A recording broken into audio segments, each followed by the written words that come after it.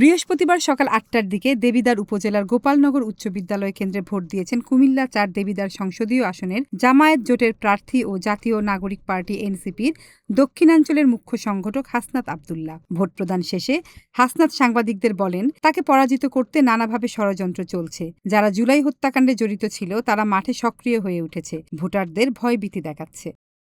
ভয়ভীতি দেখানোর একটা প্রচেষ্টা ছিল। একই সাথে সাথে আমরা গতকাল দেখেছি যে যারা জুলাইয়ে আপনার দেবিদ্বারে গুলি করেছে, হত্যা করেছে, মানুষ হত্যা করেছে, ইয়াসিন সাব্বির রুবেলদেরকে হত্যা করেছে, রুবেল ভাই বিএনপির নেতা ছিলেন, ওনাদেরকে হত্যা করেছে। তারা আবার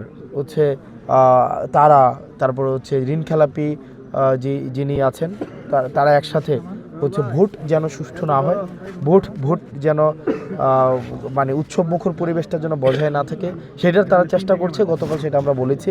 তবে বিজয়ের ব্যাপারে তিনি আশাবাদী। তিনি বলেন, সকাল থেকে ভোটাররা উৎসবমুখর পরিবেশে ভোট দিতে কেন্দ্রে এসেছে। বেলা বাড়ার সাথে সাথে শাপলাকলির বিজয় নিশ্চিত হয়ে যাবে ইনশাল্লাহ, তিনি বলেন।